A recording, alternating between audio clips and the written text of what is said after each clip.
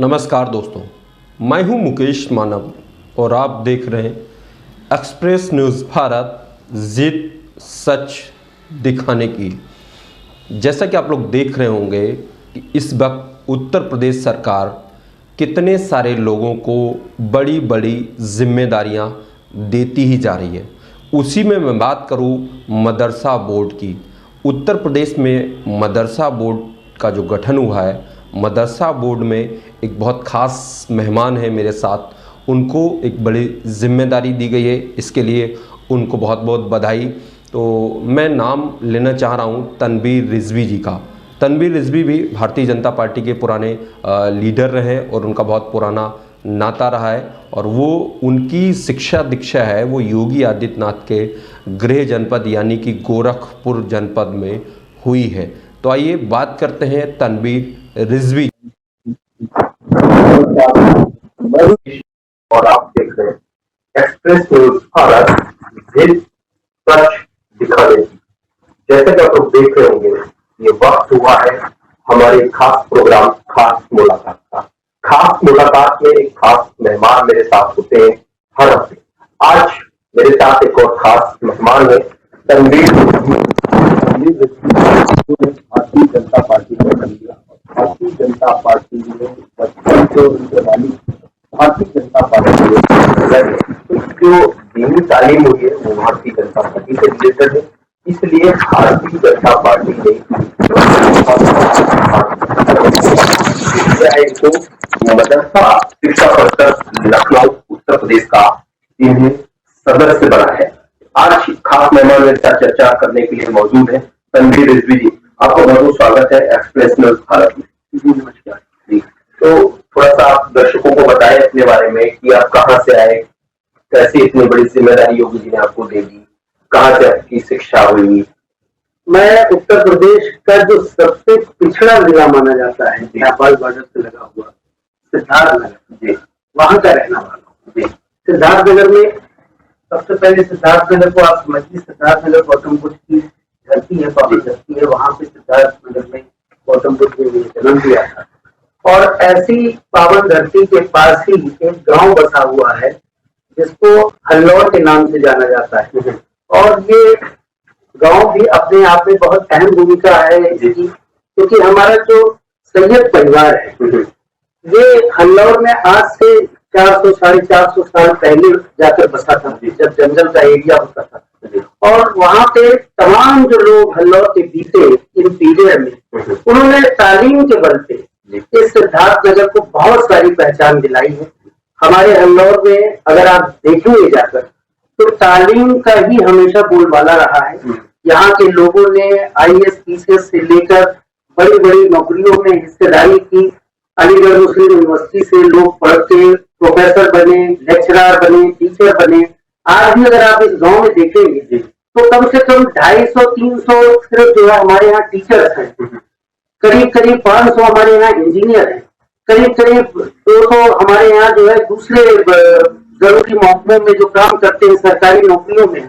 तो जिस तरह का ये गांव रहा है, हमेशा से प्रसिद्ध रहा है हमारा गांव, और जिस गांव का मैं रहने वाला हूँ उसका मुझे फक्र है। लेकिन मेरे वालिद साहब उन्होंने बचपन से ही जो है हिंदी को अपनी लैंग्वेज बनाई और हिंदी में उन्होंने काम किया। हिंदी साहित्य में बहुत बड़ा काम उन्होंने गोरखपुर में जाके किया। करीब मेरे ख्याल से 40 साल का वक्फा उनका गोरखपुर में बीता है और वहां से उन्होंने करीब 102 नाटकों का सृजन किया, उसका मंचन किया। उसको जो है गोरखपुर को करीब 2 दशकों तक नाटकों से वो जो है सराबोर करते रहे और हम लोग भी गोरखपुर में रहे, वहीं से हमारी शिक्षा दीक्षा हुई। मैं खुद महाराणा प्रताप इंटर कॉलेज जो गोरखनाथ विद्यापीठ का है वहां से मैंने अपनी तालीम जो है शुरुआती तालीम की, फिर इस्लामिया कॉलेज ऑफ कॉमर्स में मैंने तालीम हासिल की। अच्छा, एक मिनट के लिए रुकना चाह रहा हूँ आपको। क्या लग रहा है आपको, लोगों ने आपको ने क्यों कहा कि आप एक मुस्लिम समुदाय से आते हैं, आपकी दीनी तालीम महाराणा प्रताप से हुई, इतना बड़ा नाम, तो ये कैसे हुआ आपके वालिद साहब ने वहां कैसे आपको भेजने का? देखिए, इसमें सबसे बड़ा जो रोल है वो हमारे गांव का है। अच्छा, हमारे गांव में जब आप इंटर करेंगे तो वो एक मुस्लिम गांव कहलाता है। 100% हमारी आबादी जो है वो शिया आबादी है, लेकिन गांव में जैसे ही आप कदम रखेंगे सबसे पहले आपको शिवाला मिलेगा। अच्छा, शिवालय का दर्शन जब आप कर लेंगे तब आगे आपको गांव मिलेगा। तो ये मिली जुली जो सभ्यता है हमारे गांव की, ये जो तरबियत है, जो हमारे अंदर जिस खून और पानी से, जो जमीन से हम बने हैं, उपजे हैं, ये उसकी ही जो है देन थी कि मेरे वालिद साहब ने हिंदी साहित्य को गले लगाया। और हिंदी दिवस गोरखपुर में पहली बार मेरे वालिद साहब ने ही मनाया। हिंदी पट्टी में उनका बहुत बड़ा नाम हुआ और उन्होंने अपने बच्चों को ये हमेशा से सिखाया कि हम हिंदुस्तानी हैं, हिंदी हैं, यहाँ पर हमें सबके साथ मिलजुल के रहना है। हमारे घर का परिवेश ये था कि सामने हनुमान मंदिर थी और पीछे शिव मंदिर और बीच में हमारा घर था जहाँ कुरान की तिलावत। तो क्या लग रहा है आपको, ये हिंदू मुस्लिम जो तहजीब है उससे आप निकल करके आए योगी, आप फिर आप गोरखपुर से हैं, गोरखपुर में पढ़े, आपके वालिद साहब की जो तारीख शरीर है, जितने सारे नाटक उन्होंने लिखे, तो योगी आदित्यनाथ जी से बहुत पुराना नाता है क्या? देखिए, मैं आपको बताऊं, हिंदू तहजीब की अगर हम बात करें, हिंदुस्तान में रहने वाले इंसान के अंदर से अगर रंग निकाल लिया जाए होली का और ईद की सेवैयां हटा दी जाए तो हिंदुस्तान में रहने वाले हिंदुस्तानियों का फिर जो है कोई मसला रह नहीं जाता है। हम लोग सेवई, ईद की सेवई से जाने जाते हैं, हम लोग होली के रंगों से जाने जाते हैं, हम दिवाली की आतिशबाजियों से जाने जाते हैं। हमारी जो भूमिका है वो ये है कि हम दो धर्मों के, दो पंथों के, जब योगी जी के बड़े महाराज यानी कि अवैधनाथ जी हमारे गोरखपुर में थे और उन्होंने महाराणा प्रताप इंटर कॉलेज जैसे बहुत सारे तालीमी इदारे वहां पे खोले हुए थे, सबको पढ़ाते लिखाते थे। उस वक्त मेरे वालिद साहब ने बाबा जी से कहा कि हमारे दो बच्चे हैं, हम चाहते हैं कि इनकी शिक्षा दीक्षा आपके स्कूल में। ये एक बड़ा कदम था उनका। वो उन्होंने अपनी साहित्यिक सोच और अपने हिंदुस्तान की खुशबू को आगे बढ़ाने के लिए अपने दो बच्चों की पढ़ाई महाराणा प्रताप इंटर कॉलेज में कराकर उस वक्त ये मोहर लगाई थी कि हिंदू मुस्लिम सब एक हैं और हिंदुस्तान में रहने वाला जो है कोई भी शख्स हो उसको सारी संस्कृति परंपरा से मिला जुला होना चाहिए, क्योंकि हमारी धरती की जो खुशबू है पूरे वर्ल्ड में इसी से होती है। पूरी दुनिया में हम इसीलिए जाने जाते हैं कि यहाँ पे कई पंथ संप्रदाय के लोग रहते हैं और सब ये आपस में एकजुट होकर रहते हैं, कहीं कोई विवाद नहीं। ठीक है, अच्छा मैं बात करना चाहूंगा आपके ऑफिस में जो फोटो लगी है योगी आदित्यनाथ की, योगी आदित्यनाथ के जो साथ में है, जैसे कि आप दर्शकों को हमारे बताएं कि ये कौन है, इनसे पुराना नाता था आपका, ये गुरु जी है? ये बड़े महाराज जी हैं, इनका नाम अवैधनाथ जी है और बड़े महाराज जी को हमने बचपन में, जब मैं क्लास 6 में था तो पहली बार जो है इनसे हमारा नाता हुआ था जब मैं इनके स्कूल में गया था। साल में एक बार बड़े महाराज हमारे स्कूल में असेंबली लेने आते थे और हम लोग इनको सुनने का मौका मिलता था। इनके सानिध्य में रह के हमने अपना बचपना जो है काटा है और योगी जी से भी हमारे जो पहले दर्शन थे वो महाराणा प्रताप इंटर कॉलेज में अवैधनाथ जी महाराज उनको लेकर आए थे और उन्होंने कहा था कि ये हमारे योगी हैं और ये हमारे साथ रहेंगे और हमारा जो परिचय था योगी जी से वो महाराणा प्रताप इंटर कॉलेज में ही हुआ था। ठीक है, तो ये तनवीर रिजवी जी हैं, जैसे कि लोग जो कहते हैं कि मुस्लिम होने के बाद भारतीय जनता पार्टी से जिनका नाता, जहां जो तालीम दी जाती है मस्जिद और मदरसों में उनको पढ़ाया जाता है, उसके बाद फिर अपने बच्चे को जो थोड़ा सा बड़ा हो जाता है उसको किसी मौलवी या मौलाना के पास भेजा जाता है। लेकिन ये तनवीर रिजवी हैं, इनकी जो दीनी तालीम हुई है वो गोरखपुर से हुई। इन्होंने सबसे पहले जो भी बात करी बड़े महाराज की, उनसे ही रिलेटेड योगी आदित्यनाथ से रिश्ता बना और उसके बाद आज राजनीति में सक्रिय हुए। राजनीति में सक्रिय होने के बाद मदरसा बोर्ड का इनको उत्तर प्रदेश का मेंबर चयनित कर लिया गया। अब मैं बात करता हूं मदरसा बोर्ड की। तो सर, आपको जो मेंबर बनाया गया, तो आप अभी क्या कर रहे हैं मदरसा बोर्ड में? कि मदरसे से बहुत सारी प्रॉब्लम शुरू हो गई। मदरसों में परिस्थितियां ऐसी हो गई कि बच्चे वहां पे पढ़ने के बावजूद जो है जिंदगी में बहुत कुछ नहीं कर पा रहे थे। ऐसे में मदरसों की तकलीफों को समझते हुए जब हमारी सरकार आई तो हम लोगों ने ये तय किया कि हम ऐसी पढ़ाई वहाँ पे पढ़ाएंगे कि बच्चे मेन स्ट्रीम पे जा सकते। हाई स्कूल इंटर अगर मदरसे में भी पढ़ा है तो बच्चा आगे डॉक्टरी की भी पढ़ाई कर सके, इंजीनियर भी बन सके, प्रोफेसर भी बन सके और दुनिया भर की जो सरकारी नौकरियों के कॉम्पिटिशन एग्जाम है उसमें भी बैठ सके। तो इसके लिए रास्ते हमवार कैसे हों और उसमें बहुत सारे काम 2014 से किए जा रहे हैं। मेरे ख्याल से इतना बदलाव मदरसा बोर्ड में कभी नहीं हुआ था जितना बदलाव 2014 से और अब तक हुआ। अभी मदरसा बोर्ड में क्या सिर्फ उर्दू पढ़ाई जाती है या बाकी और भी सब्जेक्ट पढ़ाए जाते हैं? देखिए मदरसा बोर्ड में आज तो आपको मैं बताऊं, जब से ये बोर्ड गठित हुआ है हम लोगों ने तो मैथ और साइंस भी जो है अब अनिवार्य विषय में डाल दिया है। अब हमारा बच्चा मैथ साइंस सब पढ़ेगा। लेकिन पहले क्या था कि ये चुन कर पढ़ा जाता था, उसकी चॉइस थी बच्चे की कि वो पढ़े या ना पढ़े।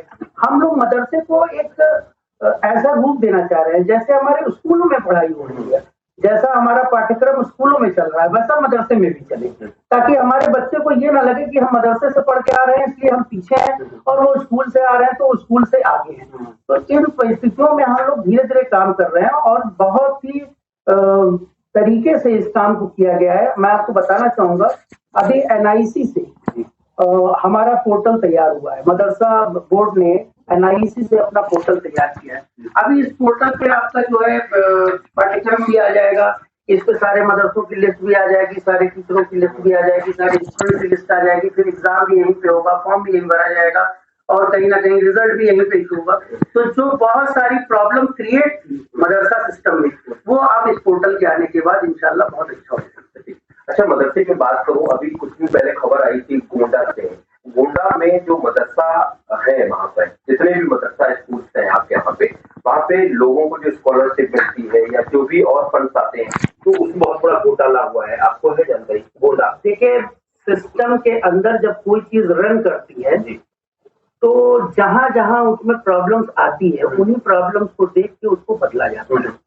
तो अभी जो प्रॉब्लम्स आ रही है उस पे जो देखिए जो ऐसी प्रॉब्लम है कि कोई घटना है या कोई जुर्म है तो उस पे तो कार्रवाई होगी ही होगी। लेकिन हम चाहते हैं सिस्टम ही सुगम हो जाए, इतना अच्छा सिस्टम हो जाए को आगे बढ़ाते जाना, लोगों के साथ निभाते जाना, लोगों को पार्टी के साथ जोड़ते जाना। इसके बाद अगर शीर्षक से कोई भी निर्देश आएगा मैं सहर्ष उसको स्वीकार करते हैं। अच्छा, भारतीय जनता पार्टी दावे करती है कि हमारी सीट 300 पार होगी इस बार, तो क्या लग रहा है आपको 300 पार होगी? देखिए किसी भी राजनीतिक पार्टी का ये अखलाकी फर्ज है कि वो अपना दावा करे। भारतीय जनता पार्टी दावा हवा में नहीं कर रही थी। भारतीय जनता पार्टी ने अपना दावा किया है अपने काम से। भारतीय जनता पार्टी सरकार ने जो कोविड के समय में इस काम किया है, जनता के साथ जो जुड़कर आगे निकल कर आई है, सारे मुद्दों पर जिस तरह से उसने बढ़िया डिसीजन लेकर काम किया है, इस पे जनता उनको इनाम देने वाला। रोक रहा हूं आपको, कोविड का आपने जिक्र किया, लखनऊ के हालात कोविड में क्या थे? मोदी जी और योगी जी ने तो जितना लोगों को मुझे लग रहा और कपड़े नहीं दिखे, उससे ज्यादा तो कपड़े दिखवा दिए। देखिए ये विपक्षी तहरीर है जिसको आप कह रहे हैं। मुझे लगता है कि कोविड जैसे दुरू समय में पूरा जहां विश्व जो है परेशान था वहां पे योगी जी का मैनेजमेंट था वो सराहनीय। हाँ सर, ना तो ऑक्सीजन मिल रही थी, लोगों को बेड नहीं मिल रहे थे, आपको दफनाने के लिए जलाने के लिए वहां लाइन में लगना पड़ रहा था। ये कैसी व्यवस्था थी योगी जी? क्या बात कर रहे हैं कि कोविड में बहुत सारा सिस्टम हो? मेरे ख्याल से कोविड का वो समय आप भी देख रहे हैं तो उसको आप भी कवर कर रहे थे। जिस तरह से मेडिकल की प्रॉब्लम शुरू हुई थी उस हिसाब से गवर्नमेंट ने जो स्टेप लिए वो सराहनीय है। और आपको मैं बताऊं, अगर आप अपना कैमरा लेकर दूर दूर जाकर इसको एक बार कवर करेंगे तो आपको पता लगेगा कि गवर्नमेंट ने हर एक स्टेप पे बहुत अच्छा काम किया। तो आपको लग रहा है? अच्छा, अब यहाँ पे जैसे कि आपकी मैं बात करूं, कांग्रेस पार्टी आई है, कांग्रेस पार्टी ने 40% महिलाओं को टिकट देने का वादा किया है और वो कह भी रहे हैं कि सरकार अब उत्तर प्रदेश में हमारी बन रही है। कांग्रेस कहीं पे भी कोई कांड होता है, जैसे बहराइच आपसे सिद्धार्थनगर से सटा हुआ डिस्ट्रिक्ट है, वहां पे कई किसान मर गए, लखीमपुर में गाड़ियां चढ़ा दी किसानों के ऊपर, उसके बाद भी आपके साथ है जनता। देखिए मैं आपको बताऊं, ये सारे मुद्दे जिसको आप डिस्कस कर रहे हैं, इसको जवाब देने के लिए हमारे शीर्ष नेतृत्व बैठा हुआ है और निरंतर जवाब भी दे रहा है और उस जवाब को आप दिखा भी रहे हैं। हमें जो है कर्तव्य ये सौंपा गया है कि मदरसे की जो शिक्षा प्रणाली है उसको सुगम बनाकर हमारे अल्पसंख्यक समाज को ऐसे प्रस्तुत कर दीजिए कि अल्पसंख्यक समाज जिंदगी भर उससे लाभान्वित हो और भारतीय जनता पार्टी को जाकर हमारे शीर्ष नेतृत्व बैठा हुआ है और निरंतर जवाब भी दे रहा है और उस जवाब को आप दिखा भी रहे हैं। हमें जो है कर्तव्य ये सौंपा गया है कि मदरसे की जो शिक्षा प्रणाली है उसको सुगम बनाकर हमारे अल्पसंख्यक समाज को ऐसे प्रस्तुत कर दीजिए कि अल्पसंख्यक समाज जिंदगी भर उससे लाभान्वित हो और भारतीय जनता पार्टी को भारतीय जनता पार्टी अल्पसंख्यक समाज को आगे ला करके खड़ा करे। बाकी और भी मुस्लिम लोग हैं, उनके लिए नहीं सोच रहे भारतीय जनता पार्टी क्या? भारतीय जनता पार्टी हिंदुस्तान की हर एक जनता के लिए सोच रही है, चाहे वो हिंदू हो, चाहे वो मुसलमान हो, चाहे वो सिख हो, चाहे ईसाई हो, कोई भी जात हो, कोई भी धर्म हो, कोई भी पंथ हो, कोई भी संस्कृति हो, हिंदुस्तान में जो कोई भी रहता है और उसके अंदर अगर हिंदुस्तान के प्रति प्रेम है तो भारतीय जनता पार्टी उसके लिए सरकार से उसको ऐसी डिमांड करते हैं कि आपके मदरसा बोर्ड के लिए कोई ऐसी चीज करी जाए जिससे कि और लोगों को ज्यादा भला हो, या इसमें टेक्निकल जो चीजें हैं जिनमें जो खमियां पाई जा रही हैं उसके लिए कोई सलाह देना चाहते हैं? मैं सलाह नहीं देता चाहता हूँ, मैं तो शुक्रिया अदा करना चाहता हूँ कि जितना कुछ मदरसे के लिए सोचा है उसको अमली जामा हम लोग पहना ले जाए, वहां तक हम लोगों को फैसिलिटी दे दी जाए, बाकी अल्पसंख्यक समाज वाहवाही का जो है दावा कर देगा। जैसे अल्पसंख्यक वेलफेयर सोसाइटी से आप बिलोंग करते हैं, उसकी प्रदेश अध्यक्ष है महिला नकवी, मुख्तार अब्बास नकवी की बहन है, कहीं ये आपको जो पद दिया गया, ये जिम्मेदारी दी गई, ये कहीं पावर की वजह से तो नहीं मिल गया? मुख्तार अब्बास नकवी का फोन आया होगा योगी जी को कि अपने हाथ में है, इनको बढ़ाना है। देखिए, संबंधों के बीच में इस तरह के प्रश्न करने से मुझे नहीं लगता कि इसका कोई हल निकलेगा।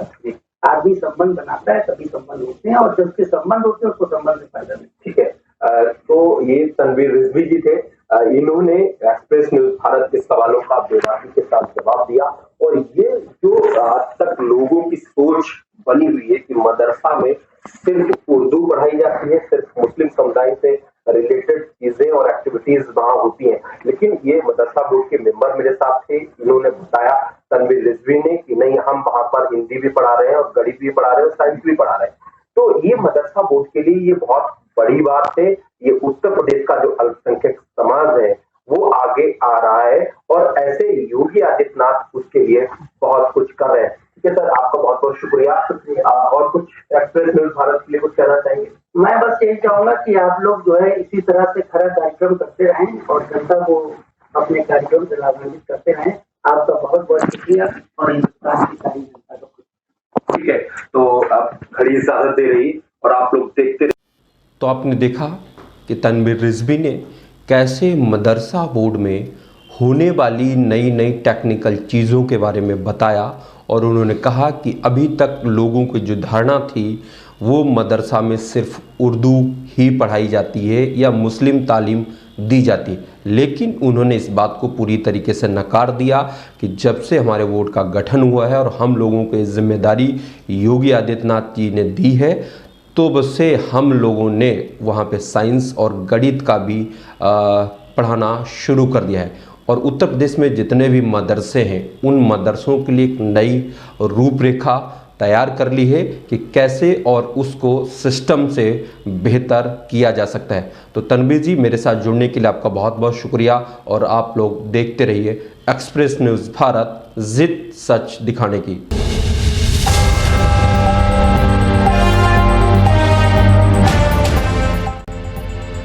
हम हैं एक्सप्रेस न्यूज़ भारत। आइए हमारे साथ जुड़ने के लिए संपर्क करें।